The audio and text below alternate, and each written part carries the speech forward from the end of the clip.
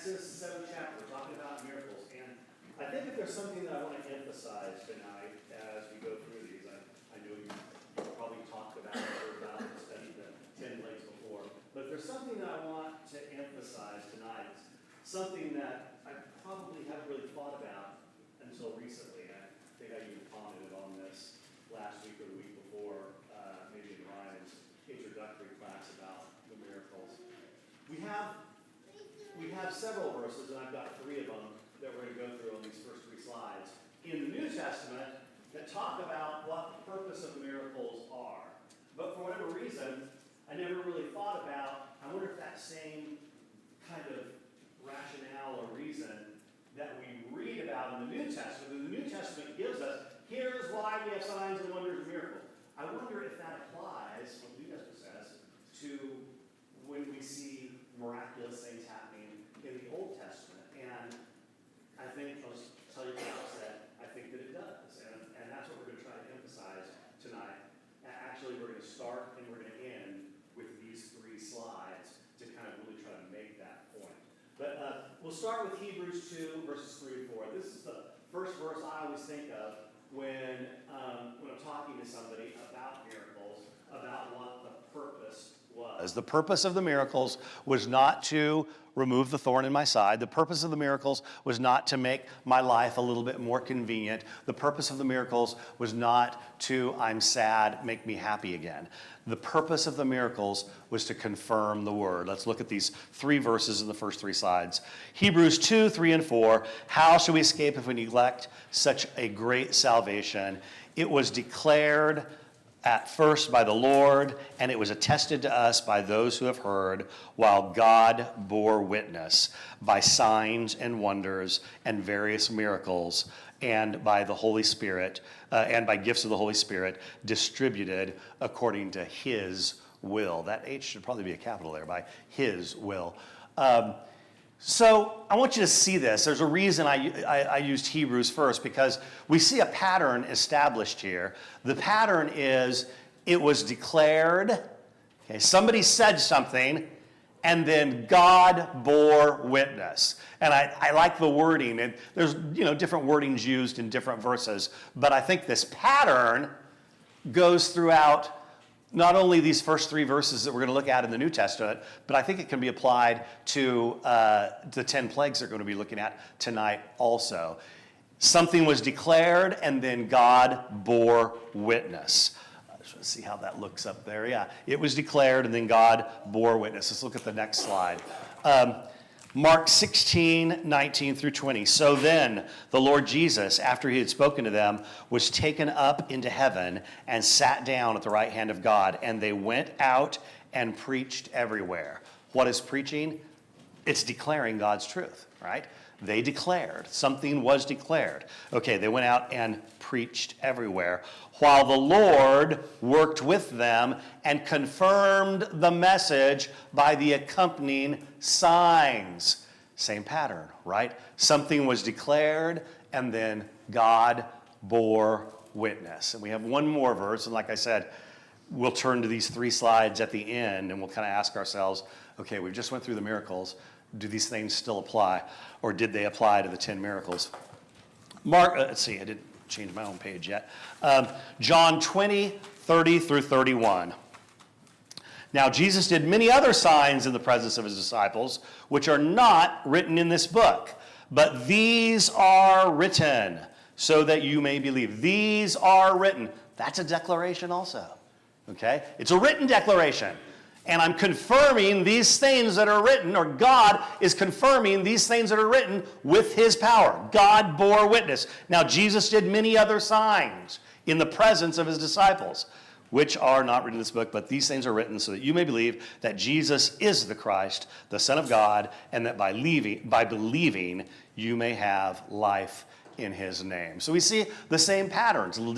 It's stated in a little bit different order, but the pattern is there. These things were declared. Jesus is the Son of God. And guess what? Jesus did many signs in the presence of a lot of people to prove that these things that he was declaring, including that he was the Son of God, that they're true.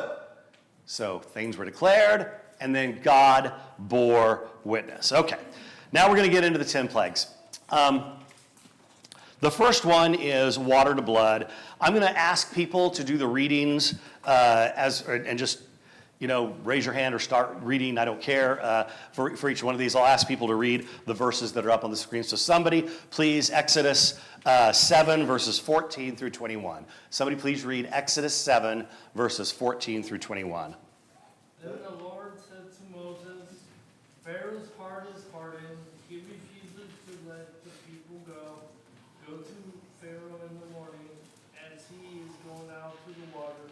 Stand on the bank of the Nile to meet him, and take in your hand the staff to turn into a serpent. And you shall say to him, The Lord, the God of the Hebrews, says to you, saying, Let my people go, that they may serve me in the wilderness.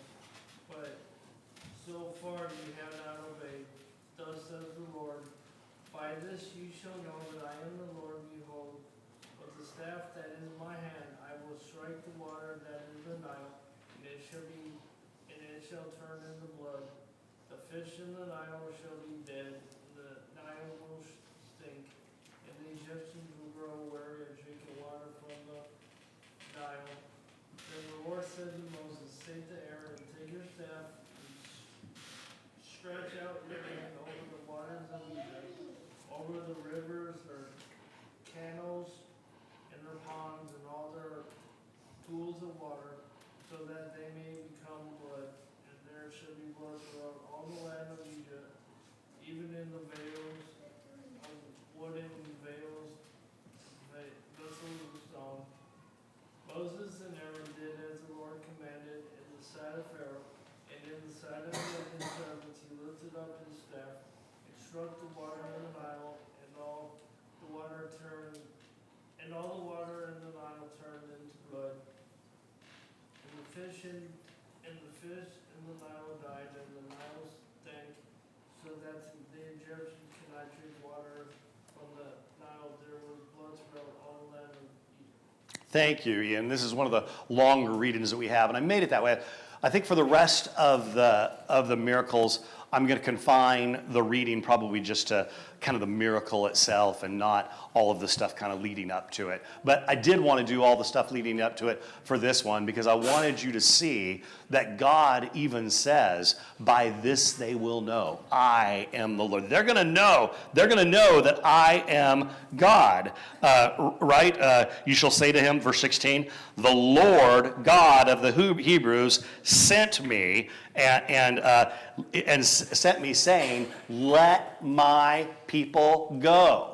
If we could talk about, the pattern that we established on the three previous slides, that is that there's a declaration and then God bore witness. The declaration for all of these plagues seems to be, let my people go. I'm the God of creation. Let my people go.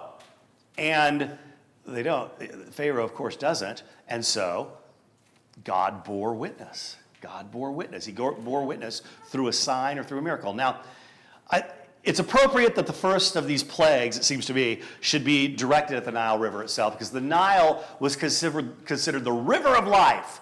This is what's life for the Egyptians. And it's as if God is saying, okay, we're going to start right here. I'm going to show you that I have power over life. I am the breather of life into man.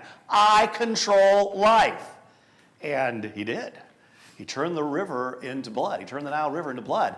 And that had to be a stinky kind of terrible thing when all the fish, of course, their gills are created to leach oxygen out of water, not out of blood. And so all the fish died.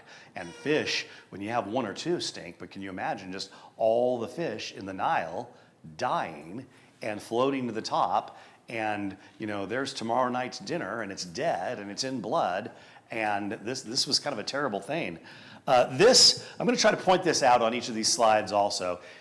Ian came up to me and asked me before class, did I know or have I ever seen that each of these miracles, each of these plagues target one of the Egyptian gods. And yes, Ian, that is a thing. And so I'm going to try to point that out as we go through, that each of these miracles seem to target a false god or an idol of the Egyptians. In this case, it's Happy, the god of the Nile, of fertility, and of life. And let me just say up front, Egypt had a pantheon of gods. Something like 80 is one figure that I read. Something like 80 like active gods. And there's overlap. I mean, I've pulled down several sources to kind of come up with what I was going to use in my list here. And there's overlap. Sometimes, one list will say this targets this god, and another will say this targets this god. And then I look at what they're the god of, and I think, oh, yeah, I can see that. There's kind of overlap there. So if you ever Google this and you see it, you'll see what I'm talking about. I think that the point we should walk away with on this water into blood is that among this pantheon of 80 gods, maybe this targeted Happy, the god of the Nile, but none of the Egyptian false gods or idols could stop the true and the living God from doing what he intended to do. Okay? These false gods are a figment of their imagination. All right.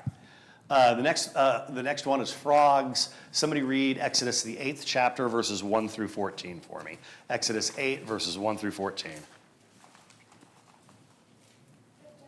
The Lord said to Moses, "Go in to Pharaoh and say to him, 'Thus says the Lord, let my people go, that they may serve me. But if you refuse to let them go, behold, I will plague all your country with frogs. The Nile shall swarm with frogs that shall come up into your house and into your bedroom and on your bed and into the houses of your servants and your people, and into your ovens and your kneading bowls. The frogs shall come up on you and on your people and on all your servants.' And the Lord said to Moses, 'Say to Aaron, stretch out your hand with your staff over the rivers, over the canals, and over the pools, and make frogs come up on the land of Egypt.'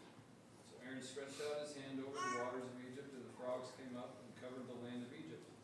But the magicians did the same by their secret arts, and made frogs come up on the land of Egypt. Then Pharaoh called Moses and Aaron and said, 'Plead with me, or plead with the Lord to take away the frogs from me and from my people, and I will let the people go to sacrifice to the Lord.' Moses said to Pharaoh, 'Please to command me when I am to plead for you and for your servants and for your people, that the frogs be cut off from you and your houses and be left only in the Nile.' And he said, 'Tomorrow,' Moses said, 'be it as you say, so that you may know that there is no one like the Lord our God. The frogs shall go away from you and your houses and your servants and your people. They shall be left only in the Nile.' So Moses and Aaron went out from Pharaoh, and Moses cried to the Lord about the frogs as he had agreed with Pharaoh. And the Lord did according to the word of Moses. The frogs died out in the houses, the courtyards, and the fields, and they gathered them together in heaps, and the land stank. But when Pharaoh saw that there was a respite, he hardened his heart and would not listen to them, as the Lord had said." There's a couple things we ought to note here. Maybe I should have said this on the first plague. One is that there are people, Bible critics, who will try to explain these events away as being natural phenomena. But let's face it, water, H2O, turning into blood is not a natural event. You don't see anything like that. Not, the whole of the Nile River. We just don't see that. Frogs coming up out of the river and all of a sudden invading the city, invading Pharaoh's home and all the homes of the Egyptians and taking over the place is not a natural phenomena. They might say, oh yeah, well, sometimes, they can reproduce and there can be a really bad kind of infestation of frogs. Not biblical. There's a reason that word is used, biblical, to describe events sometime, a big flood, and people will say that was a flood of biblical proportion. Well, that word is used because that's the kind of the biggest kind of descriptor they can use to describe the enormity of the thing. And that's what's going on here. This isn't just an infestation of frogs. Hey, let's call the exterminator. Okay, this is frogs everywhere you step. And did you know that It was a crime punishable by death. You see you nodding, you knew this. Yeah, to kill a frog. Frogs were sacred. Frogs were sacred in Egypt, right? Heket, I don't know if I'm saying that right, Hequet, the goddess of fertility, depicted with a frog's head, okay? And this made frogs sacred to the Egyptians, and it was punishable by death to even inadvertently step on a frog and kill it. And now you've got frogs in your house everywhere. They're jumping on Pharaoh's bed. Okay, we have frogs everywhere, and you can't step without killing a frog. This is a bad deal, and they talked about how distasteful it was even after Moses prayed and all the frogs died and they put them up into a heap. This was an ugly, smelly thing and that they had to deal with. And God's message to them was, look, life and fertility are not in idols, but in me. I can bring abundance or I can overwhelm. You see God's power over each of these Egyptian false idols and false gods as we go through this. Sure. Women would wear amulets with the image of Hequet, Heket, during childbirth for protection. Even the removal of all the frogs caused distress there in verses 12 through 14. All right. Any comments or questions? Yes, sir. It seems like as we go through these, everything is like death associated, and you think of like jump ahead if you know where this all ends. Oh, yeah. Like the death Yeah. of the firstborn. Yeah. But you have that all through here. Oh, And yeah. these symbols of life and fertility, and God says, I'm going to kill, I'm going to That's kill great. this Yeah. symbol of, and so all through this, Yeah. you should be seeing it. Yeah, that's a Why great are they comment. not getting it right here at the beginning? The Yeah. Nile River, that's the source Yeah. of life. I'm going to kill it. Yeah, that's Frogs, the source of life. You associate them as fertility and birth.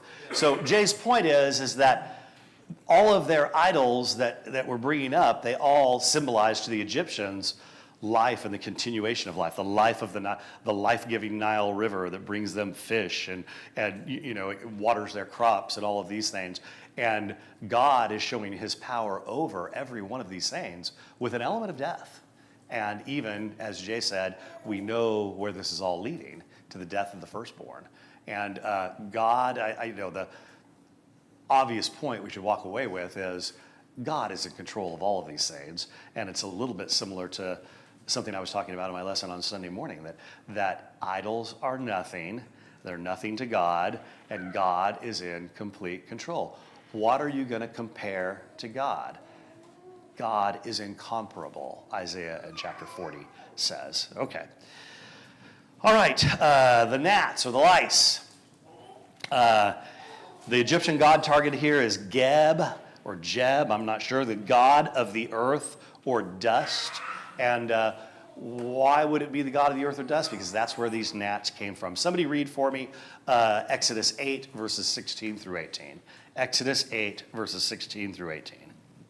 The Lord said to Moses, say to Aaron, stretch out your staff and strike the dust of the earth, so that they become gnats in all the land of Egypt. And they did. So Aaron stretched out his hand with the staff and struck the dust of the earth, and there were gnats on man and beast. All the dust of the earth became gnats in all the land of Egypt. The magicians tried by their secret arts to produce gnats, but they could not. So there were gnats on man and beast. I think it was talking to Ryan Awad just Sunday night after services, and just right out here, and there were like little gnats flying around. I think he was swatting them, and I was swatting them, and we were, gnats. I think the point that I want to make is this is more than just a little irritation of talking to a friend and having to swat a gnat out of your face. The word is translated various ways, but it comes from a Hebrew word meaning to dig. Now, think about that. Why would this insect come from a Hebrew word to dig? Anybody want to extrapolate? Because whatever this was probably burrowed into the skin. Okay? That's why this comes from the Hebrew word to dig. So it's not just me swatting away something that's a little bit of an irritant while I'm talking to a friend. This is something that got on your skin and would burrow, okay? It's more than just a little bit of an inconvenience. Hence, this is probably a critter which burrowed under the skin.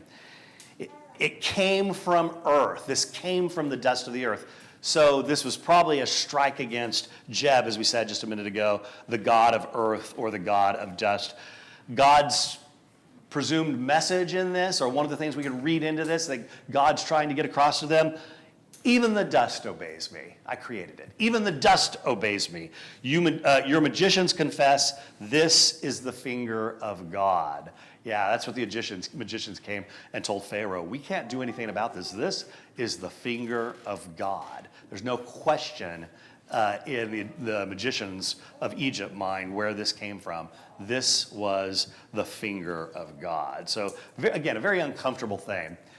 Flies. And there's some interesting things about this that don't necessarily come across in our English translations. I'm going to talk about that. Somebody go ahead and read. There's a little bit longer reading here. I apologize for that, but I think, I want to make several other points. So, somebody go ahead and read Exodus 8, verse 20 through 32. 8:20 through 32. Then the Lord said to Moses, "Rise up early in the morning and present yourself to Pharaoh as he goes out to the water, and says to him, Thus says the Lord, let my people go, that they may serve me. Or else if you will not let my people go, behold, I will send swarms of flies on you, and your servants and your people, and the houses of Egyptians shall be filled with swarms of flies, and also the ground on which they stand. But on that day I will set apart the land of Goshen where my people dwell, so that no swarms of flies shall be there, that you may know that I am the Lord in the midst of the earth. Thus I will put a division between my people and your people. Tomorrow this sign shall happen. And the Lord did so.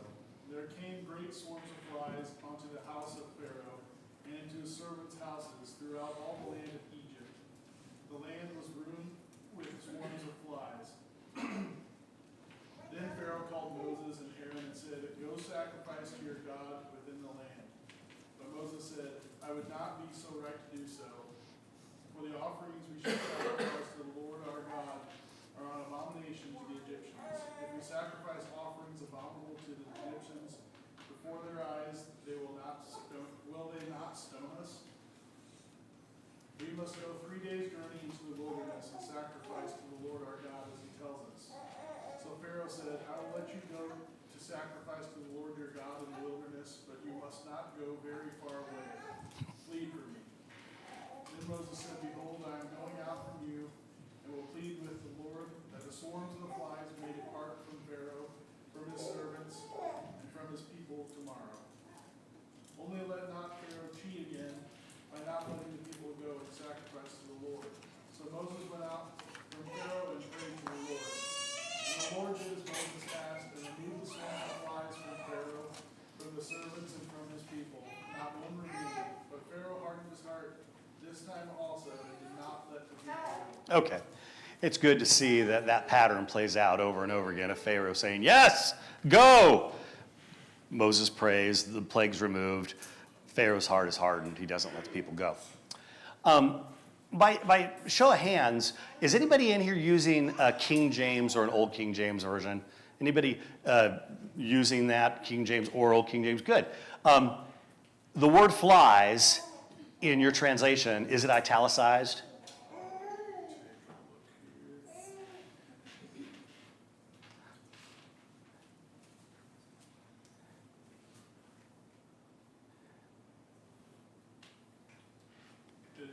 It is.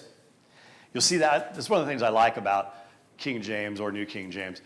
And obviously there's some things trying to kind of speak in Old English that is not conducive to kind of my understanding today. But this is one of the things I like.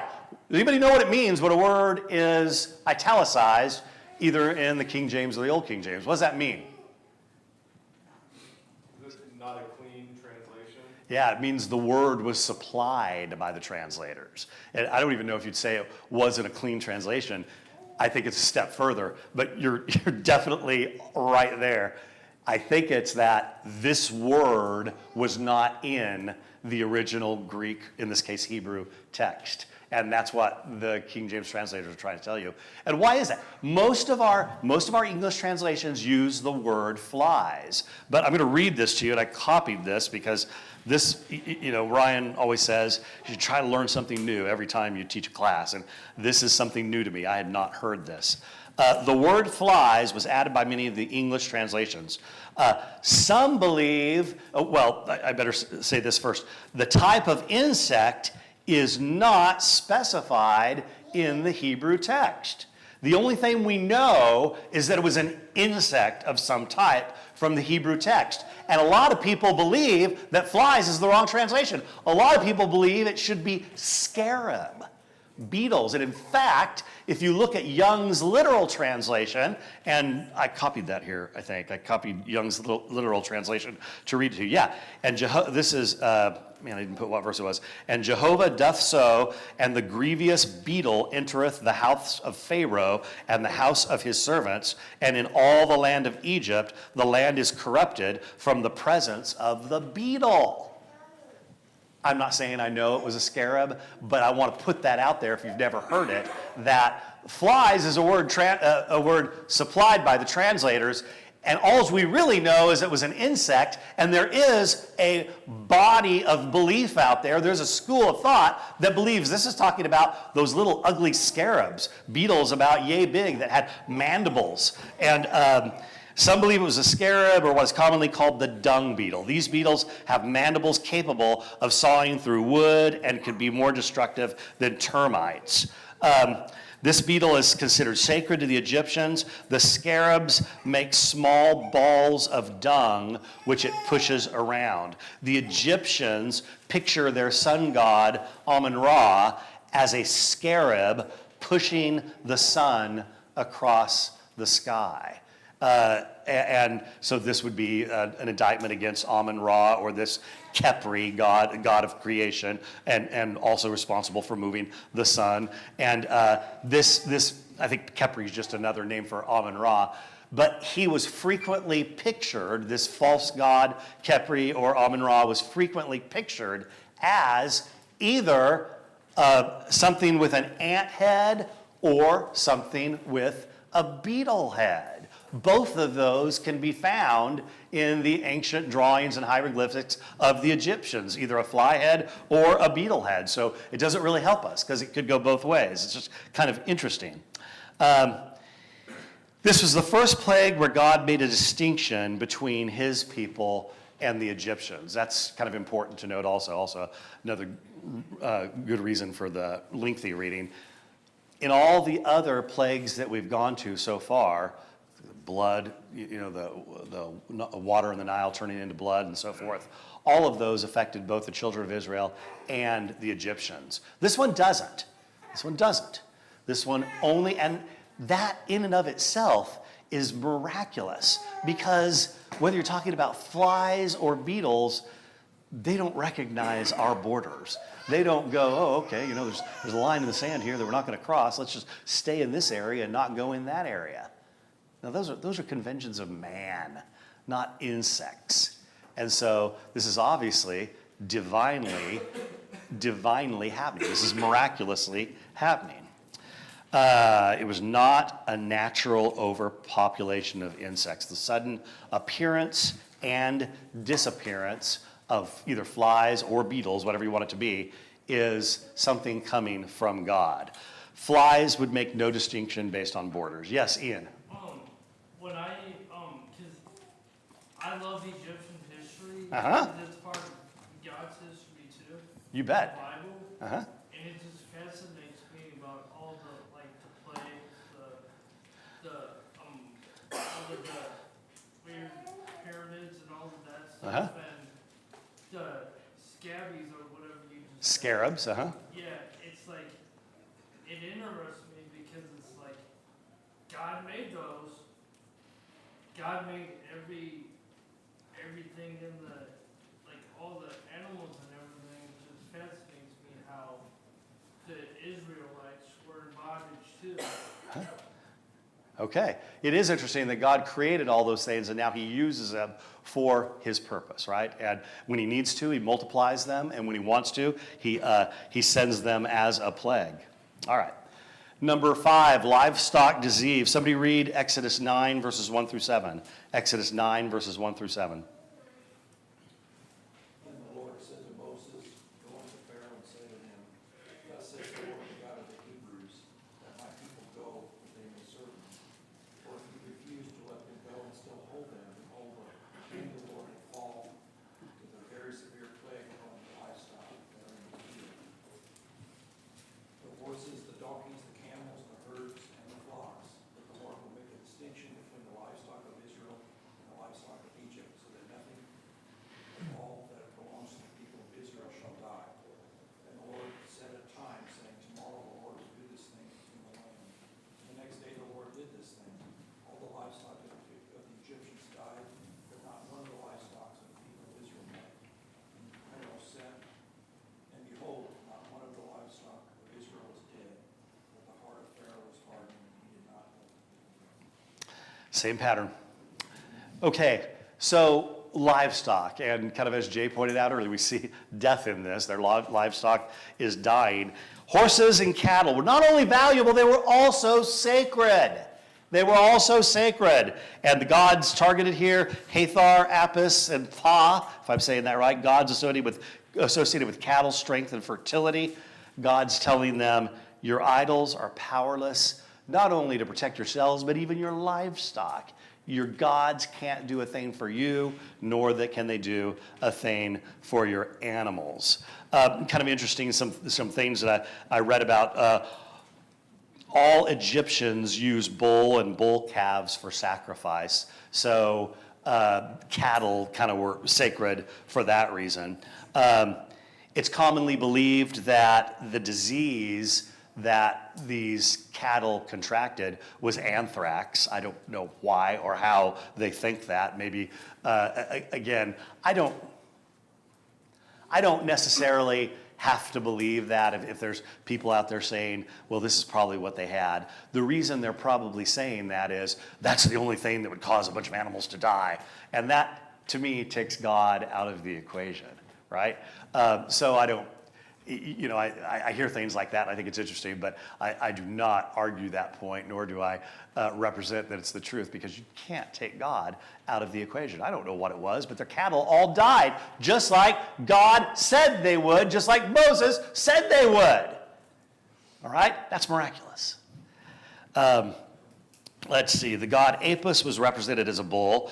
A bull was selected to represent the god and supposedly had the power to prophesy. When the Apis bull died, all the land of Egypt mourned for him as if they had lost a pharaoh himself. The priests would travel through every pasture in Egypt looking for a replacement, a calf bearing a black coat with distinctive patches. Imagine the priests' turmoil after the plague. Where are we going to get another cow? Where are we going to get our next god? They were all dead. Another goddess, Hathor, represented by a cow or a woman with a cow's head, was a symbolic mother of Pharaoh. The king of Egypt was referred to as the son of Hathor. And again, we see here that this plague affected the Egyptians and not the Israelites. Boils. This targeted the Egyptian god Imhotep, if I say that right, Imhotep, the god of medicine, and Thoth, the god of healing and wisdom. And God is telling them, look, I alone am the God of health, and I can also bring affliction.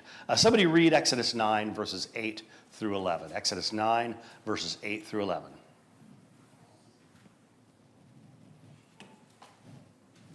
The Lord said to Moses and Aaron, take handfuls of soup from the kiln like Moses. Is that right? Yeah. And it should become the fine dust over all the land of Egypt, and become boils, breaking out in sores on man and beast throughout all the land of Egypt. So they took soot from the kiln and stood before Pharaoh, and Moses threw it in the air, and it became boils breaking out in sores on man and beast. And the magicians could not stand before Moses because of the boils, for the boils So, again, with the anthrax angle, there are people who, maybe that's why they presumed it was the cattle had anthrax also. But here at least they have a little bit more of a biblical leg to stand on. Anthrax, when it naturally affects men, is a disease which affects people from the knees down. I'm not talking about terrorist activity, but anthrax, when it's naturally occurring in man, in the environment, and man catches it, impacts men from the knees down, and they get terrible boils on the knees down.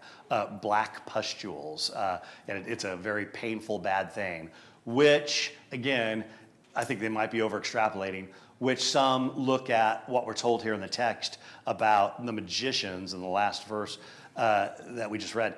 The magicians could not stand before Pharaoh. So this might be because they were infected with anthrax from the knees down. Again, I don't spend a lot of time worrying about that. All I know is God said it was going to happen, and then it happened. God told him to go to a kiln and throw this into the air, and it became boils. Boils broke out on all these men. Yes? I know that there's a bit of escalation to all of these, but like with the last one, it hit their pocketbook because everyone was judged by how much livestock they had. Good point. Even when Abram is introduced to us, he's introduced with having X amount of livestock. And we even have the expression like, you know, even when the bank account is empty, we're still in good health.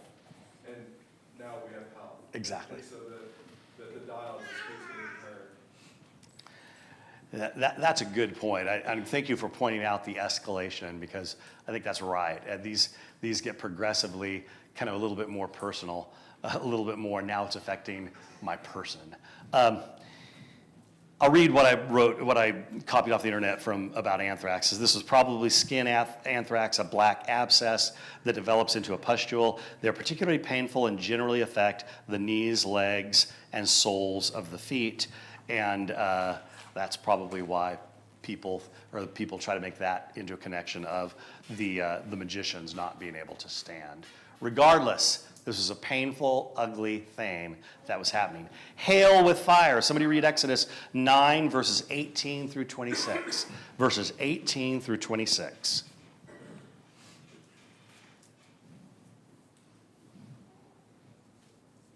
Behold, about this time tomorrow I will cause very heavy hail to fall, such as never been in Egypt, from the day it was founded until now.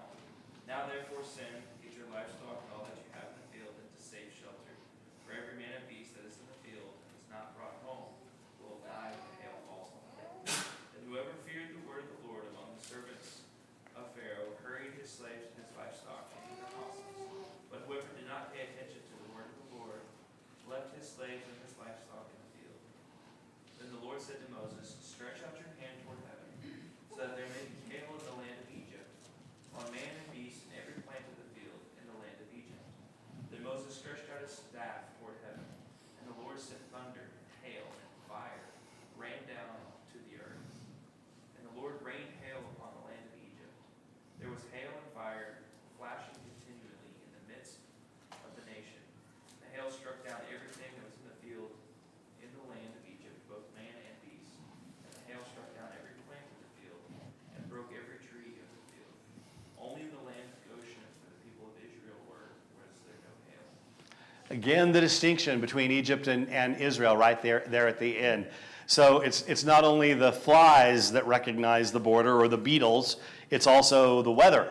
That here's the line in the sand, and here's Goshen, and as soon as the clouds cross over that, they passed over. As soon as the clouds passed over Goshen, man, they cut loose with hail and fire, it says. And the hail destroyed everything. What animals weren't killed by the disease that we read about a couple of plagues ago, they were killed by this hail. This was just, you start to get a picture of the land of Egypt after the 10 plagues as, you know, something that's just utterly destroyed. I mean, their crops, their animals, heaps of frogs. They're just, you look out across Egypt and there's nothing. It's just where there were fields of grain and food, and there's not there. It's been destroyed by hail and fire, and there's dead animals everywhere, and it stinks. And the Nile River still stinks. It's just kind of bad news all around. Egypt was a dry land. It normally only receives 2 inches of rain per year. But here, Moses said this is going to happen. God told Moses it was going to happen. And it did. And God's message, the sky and the weather obey me. Not your myths, I control the harvest. This targets Nut, who's the sky goddess, Shu, the god of the air, and Tefnut, the god of moisture, and Isis, the god of agriculture. This could impact all or any of those gods.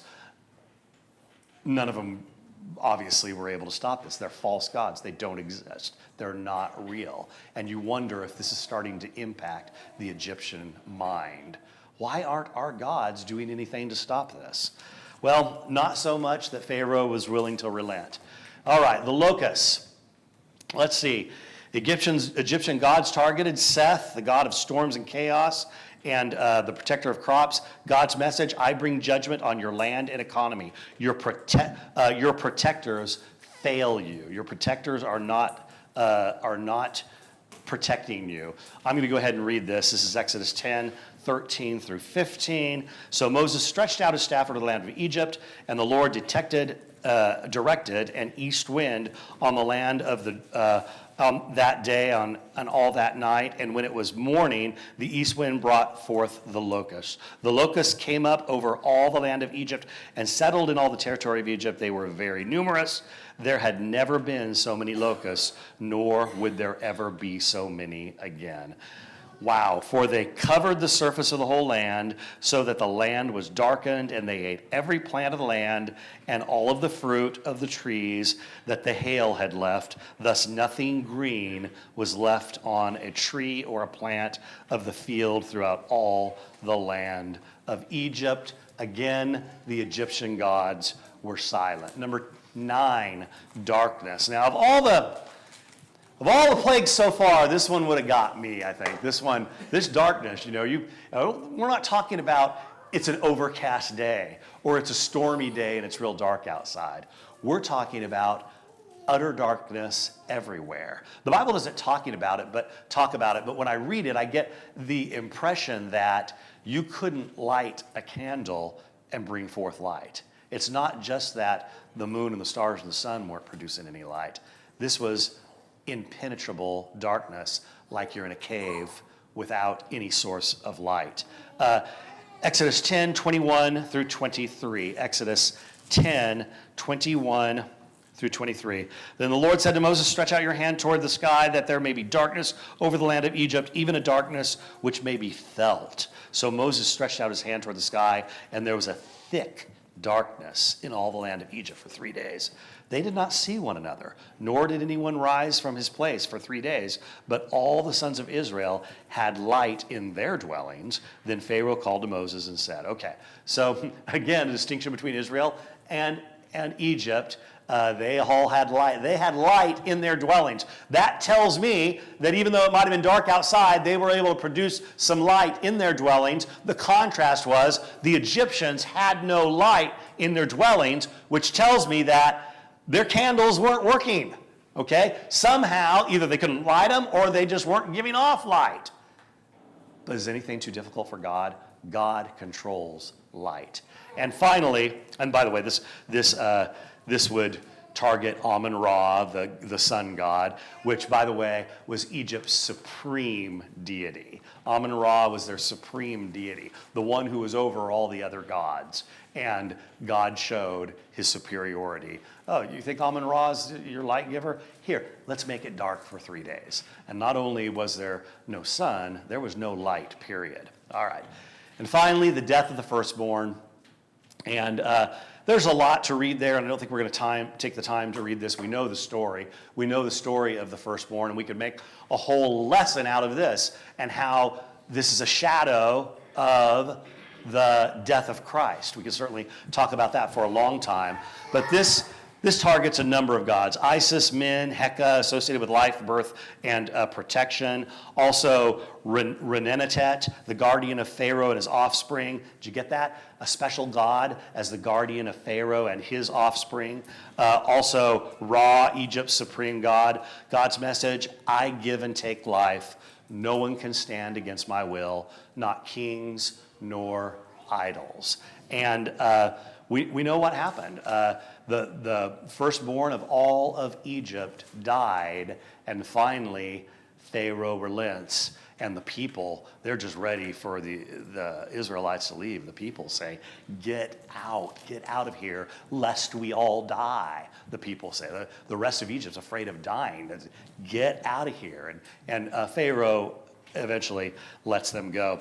The death of the firstborn. In many cultures, the firstborn was special. The child represented the future generations. The firstborn was the inheritor of the family's estate. And in royal circles, the firstborn very often is going to be the next king or the next queen.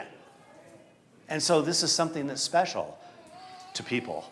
God showed his superiority by taking the lives of all the firstborn. The plague was noticeable because it was so selective. Only the firstborn died, not any other child. And it was so general in that the firstborn of the rich and the poor and even the animals, firstborn, if there were any left of animals, they died too. So it's both specific and general. Didn't happen to the children of Israel because they, if they obeyed God, had put blood, the blood of the lamb, you see the shadow, the blood of the lamb on the doorposts. Okay, I said we're going to finish with these 3 slides, and we're going to do it. We're going to try to do it in a minute or less. What I want you to try to look at as we go through these slides again is think about how these patterns apply to all the plagues of Egypt, and think about how these things that are said in the top half of these 3 slides could be said about each of these plagues. It was declared, and God also bore witness. I said before, what was declared? What was declared was, I am God, let my people go. They didn't, and so God bore witness with power. In the next slide, could this be said about all the plagues also?